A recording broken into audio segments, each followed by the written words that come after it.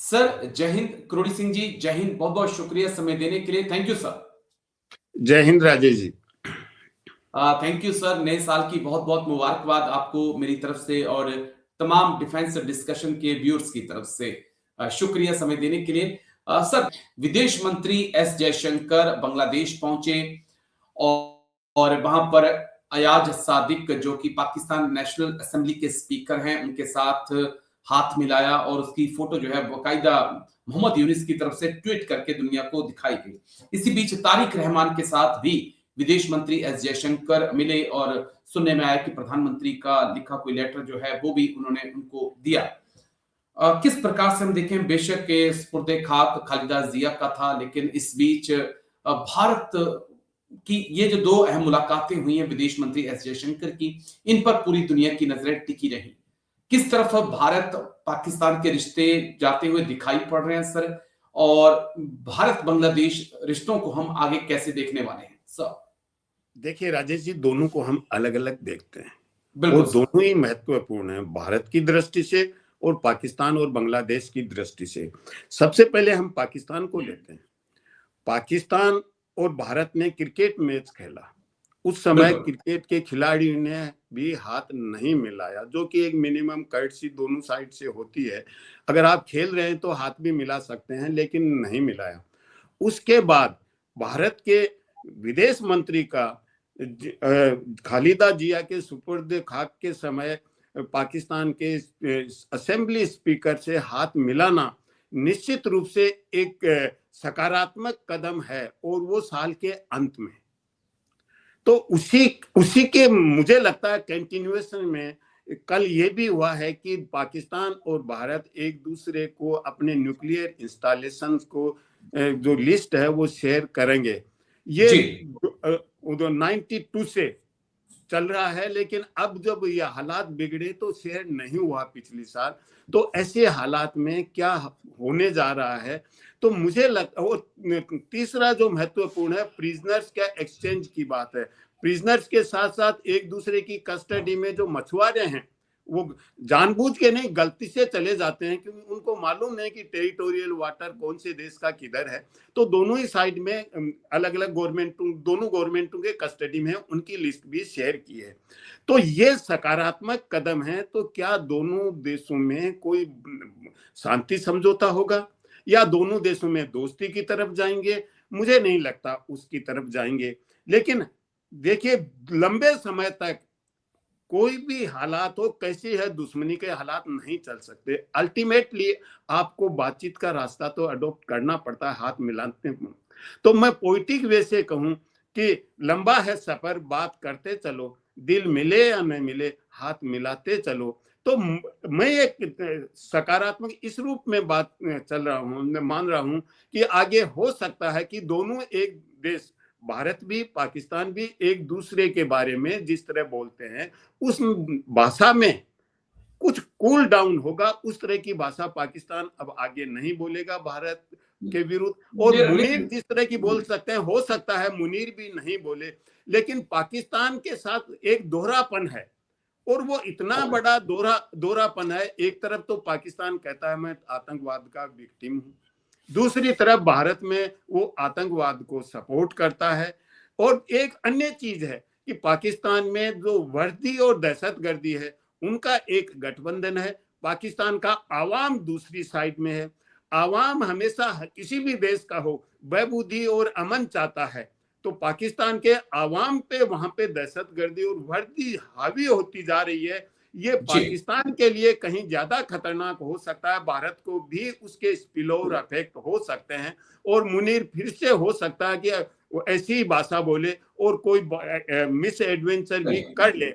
लेकिन ये दो कदम हैं, अभी जो नए साल की शुरुआत है, ये मुझे लगता है कि दोनों देशों के लिए अच्छी है, दोनों देशों के आवाम के लिए बहुत अच्छी है। जी राजेश जी। ठीक है, तारिक रहमान को लेकर भी मैं चाहूंगा कि आप बात करें। जी, बांग्लादेश, तारिक रहमान से हाथ मिलाना, क्या भारत मान के चल रहा है कि आने वाले वक्त में बीएनपी जो है सत्ता में आ सकती है? तो क्या उसी हिसाब से जो है भारत ने अपनी तैयारियां शुरू कर दी है सब? देखिए, इसमें पाकिस्तान में एक तो मैंने पहले भी अपने चैनल पे बताया है कि 3 अलग अलग गठबंधन है। चौथा जी आवामी लीग का है। आवामी लीग को इलेक्टोरल प्रोसेस से, डेमोक्रेटिक प्रोसेस से बिल्कुल अलग थलग कर दिया है। फिर जो 3 गठबंधन है, उसमें जो स्टूडेंट्स वाले हैं, उसमें जमाती इस्लाम है, पार्टी है, उसने काफी पेनिट्रेट कर लिया है। ओके और जमात का ये कहना, अभी जो सर्वे आ रहे हैं कि वो जमातें नहीं जीत रही है, बीएनपी जीत सकती है। अब जमात वाले ये कह रहे हैं कि जो स्टूडेंट्स को विशेष रूप से, जिन्होंने 71 का पाकिस्तान का दमन नहीं देखा, पाकिस्तान के अत्याचार को नहीं देखा, उनको ये कह रहे हैं कि हम पाकिस्तान से तो मुक्ति मिली 71 में, लेकिन हमारे पे भारत का नियंत्रण हो गया। और इसको हमारे इधर के कुछ छोटे नेताओं ने बार बार ये कह के कि हमने बांग्लादेश को मुक्त करवाया, मुक्ति दिलाई, और बांग्लादेश अनग्रेटफुल है और बांग्लादेश को ग्रेटफुल होना चाहिए। तो वहां एक रिएक्शन होता है कि अब क्या भारत हमारे को डोमिनेट करना चाहता है। तो उस तरह का जो यहाँ के पॉलिटिकल स्टेटमेंट्स हैं कि बांग्लादेश को भारत ने मुक्त करवाया, नहीं तो बांग्लादेश मुक्त नहीं होता, उसका फायदा उठा रही है जमाते इस्लामी। और वो जो स्टूडेंट्स हैं, यंग जेनरेशन है, उसको मैं अपना पेनिट्रेशन कर लिया है। तो अब जमाते ने ये कहा है कि हम जीतेंगे नहीं, इसलिए अगर बीएनपी जीतती है तो नेशनल गवर्नमेंट बनाओ। नेशनल गवर्नमेंट का मतलब ये होता है कि जितनी पॉलिटिकल पार्टीज हैं सबकी मिला के एक सरकार होता है। नेशनल गवर्नमेंट ये होती है कि अपोजिशन वाले और रूलिंग पार्टी के सब मिलके एक सरकार बनाएं। लेकिन वैसी सरकारें कभी भी कहीं भी प्रजातंत्र में वायबल नहीं होती हैं। वो क्राइसिस के समय के लिए, कुछ महीने के लिए, कुछ हफ्ते के लिए तो हो सकती हैं, लेकिन शासन व्यवस्था चलाने के लिए वो संभव नहीं है। तो ऐसी स्थिति में भारत और बांग्लादेश के जिस तरह से रिश्ते जमाते ने बनाए, और हसीना को लेके जिस तरह के विद्यार्थियों को जमाते इस्लामी ने भारत के अगेंस्ट में तैयार किया, वो स्थिति अब जो तारिक रहमान से भारत के विदेश मंत्री की मुलाकात हुई है, और पहले तारिक रहमान ने आते ही एक सकारात्मक संकेत भी दिया था कि वो भारत से दोस्ती का हाथ बढ़ाएंगे।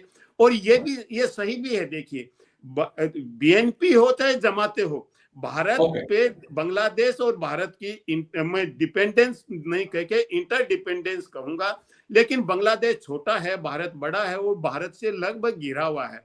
ऐसी स्थिति में अपनी ज्योग्राफिकल, इकोनॉमिक और इवन सामाजिक एंड सांस्कृतिक स्थिति को बांग्लादेश के जो अच्छे नेता हैं वो समझते हैं कि भारत से अच्छे रिश्ता रखना भारत बांग्लादेश के आर्थिक हित में है, राजनीतिक हित में है, सामाजिक हित में है। क्योंकि चाहे पाकिस्तान हो चाहे बांग्लादेश हो, दोनों तरफ रिलेशंस हैं, और ये फैमिली रिलेशंस हैं। इधर का किसी का मामा है, उधर के किसी का चाचा रहता है। तो इस तरह को आप दो देशों को दुश्मनी में बांट के किसी भी देश का भला नहीं कर सकते।